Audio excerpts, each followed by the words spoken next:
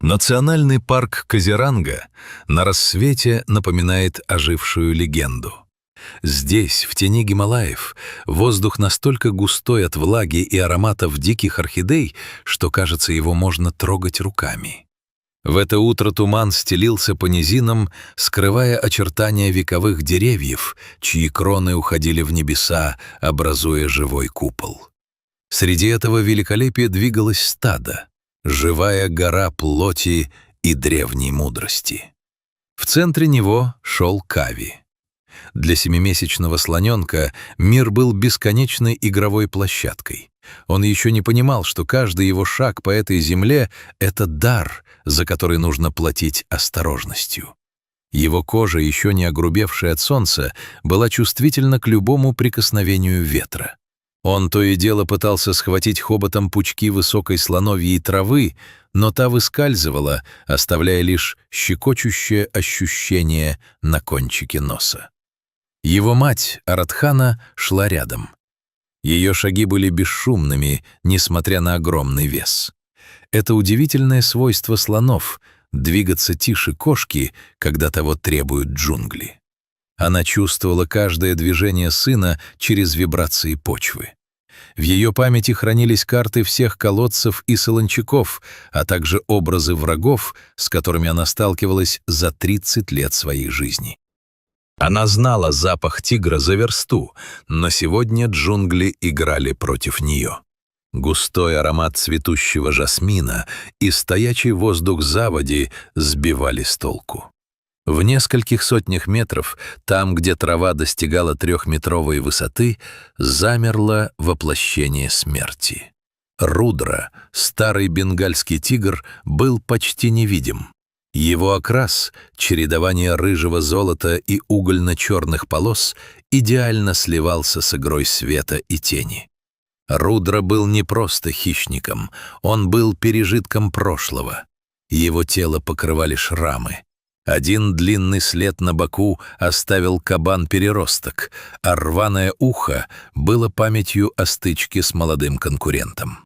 Его когти были тупее, чем в юности, а зубы ныли от старости, но в его сердце все еще горел огонь охотника.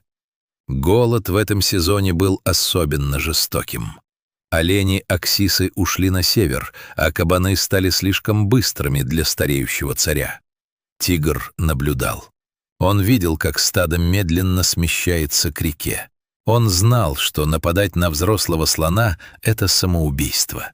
Одно движение мощной ноги, и его позвоночник превратится в труху. Но маленький спотыкающийся комок серой плоти, который то и дело отделялся от тени матери, это был шанс. Последний шанс Рудры дожить до следующей луны. Кави увидел нечто чудесное. Большая синяя бабочка Махаон опустилась на низкий куст. Она раскрывала и закрывала свои крылья, словно приглашая в игру. Слоненок, движимый детским любопытством, сделал шаг в сторону, потом еще один. Он не заметил, как серая стена бока матери сменилась густой зеленой стеной зарослей. В джунглях есть правило. Тишина — это предупреждение. Но Кави был слишком мал, чтобы слышать тишину. Он радостно взмахнул ушами, пытаясь накрыть бабочку, но та легко упорхнула глубже в чащу. Слоненок пошел за ней, погружаясь в мир, где зрение бесполезно. В этот момент Аратхана отвлеклась. Одна из молодых самок в стаде начала вести себя беспокойно, и матриарх была вынуждена вмешаться, чтобы восстановить порядок. Всего на 30 секунд внимание матери было переключено. Этого времени Рудре хватило, чтобы начать свое фатальное сближение. Он перетекал из одной позы в другую, не приминая ни одной травинки. Кави остановился, когда понял, что больше не слышит мерного рокота, который издают слоны при общении. Он поднял голову и попытался позвать мать, но вместо звука из его горла вырвался лишь слабый хрип. Перед ним, буквально в 5 шагах, раздвинулись стебли травы. Сначала он увидел глаза. 2 огромных, светящихся янтарным светом колодца, в которых не было злости, только холодный расчет. Затем показались зубы. Рудра не рычал. Рык — это трата энергии. Прыжок был подобен удару молнии. 500 фунтов мышц и ярости обрушились на маленького Кави. Слоненок рухнул на колени, издав пронзительный вибрирующий крик, который, казалось, разорвал само небо. Тигр вцепился когтями в его нежную спину, пытаясь найти зубами основание черепа или горла. Рев Аратханы в ответ на крик сына был таким мощным, что птицы в радиусе километра сорвались с мест. Это был не просто звук, это была физическая волна боли и ярости. Она не бежала, она летела, круша все на своем пути. Деревья толщиной в руку лопались под ее напором, как спички. Когда она ворвалась на поляну, тигр уже повалил Кави на бок. Кровь, ярко-красная на сером фоне, текла по спине малыша. Аратхана не раздумывала. Она знала, что ее вес — ее главное оружие. Она пошла на таран, выставив вперед мощный лоб. Рудра почувствовал содрогание земли. Он успел отскочить в сторону в последний миг, но бивень Аратханы прочертил глубокую борозду по его плечу.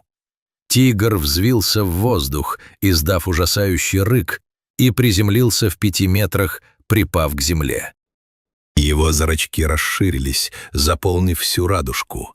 Перед ним был не просто слон, перед ним была сама смерть, защищающая свою плоть и кровь. Начался танец, который редко удается увидеть человеку. Тигр кружил, пытаясь найти брешь в обороне. Он был быстрее, ловчее, он мог совершать невероятные прыжки, но Аратхана стояла как скала. Она поместила раненого Кави между своих передних ног. Теперь, чтобы добраться до малыша, тигру нужно было пройти сквозь нее. Рудра сделал ложный выпад вправо. Аратхана развернулась, но тигр мгновенно сменил направление и прыгнул ей на бок, вонзая когти в толстую кожу. Слон издала стон боли, но не отступила. Она начала трясти телом, пытаясь сбросить хищника, и в конце концов ей это удалось. Тигр упал, и Аратхана попыталась раздавить его своей ногой. Грязь и кровь летели во все стороны. Битва продолжалась около 10 минут, которые для Кави показались вечностью. Слоненок лежал под животом матери, прижавшись к ее ногам, дрожа от ужаса. Он видел, как на ноги матери капает кровь, ее и его собственная. Он слышал тяжелое, хриплое дыхание Аратханы. В какой-то момент Рудра, окончательно обезумев от боли и голода, предпринял последнюю попытку. Он прыгнул прямо на голову Аратханы, вцепившись в ее уши и хобот. Это был смертельно опасный момент. Если бы он повредил нервные окончания на хоботе, слониха могла бы погибнуть от болевого шока. Аратхана сделала то, чего тигр не ожидал. Она не стала пытаться сбросить его. Вместо этого она прижала его своим телом к стволу огромного баньяна. Хруст костей тигра был слышен отчетливо. Рудра взвыл и, ослабив хватку, рухнул вниз. Он был жив, но его дух был сломлен. Поджав хвост и хромая на обе передние лапы, он исчез в джунглях, оставив после себя лишь кровавый след. Аратхана не стала преследовать его, ее силы были на исходе. Она медленно опустилась на колени рядом с Кави, ее хобот, израненный и кровоточащий, нежно коснулся мордочки сына. Она начала издавать тихие воркующие звуки. В ее глазах, больших и мудрых, стояли настоящие слезы. Не от боли, а от того невероятного эмоционального напряжения, которое может понять только мать. Она начала облизывать его раны своим шершавым хоботом, очищая их от грязи. Кави, чувствуя тепло матери, перестал дрожать. Он поднял свой маленький хобот и обвил им хобот матери. Это был жест абсолютного доверия и любви. В этот момент время в джунглях остановилось. Весь мир вокруг, со всеми его опасностями, перестал существовать. Остались только они двое. Вскоре подошло остальное стадо. Другие слонихи, привлеченные шумом битвы, обступили Арадхану и Кави. Они начали переговариваться. Низкочастотные гулы сотрясали воздух. Две старшие самки встали по бокам от Арадханы, помогая ей подняться, подпирая ее своими телами. Стадо медленно двинулось к реке.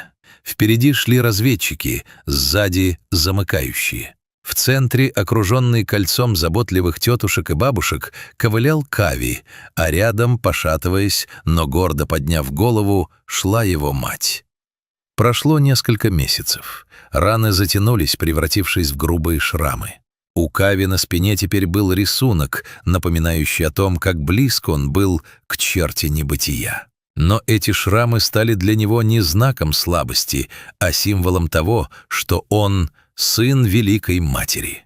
Арадхана стала двигаться медленнее, ее хобот потерял былую чувствительность, но ее авторитет в стаде стал неоспоримым.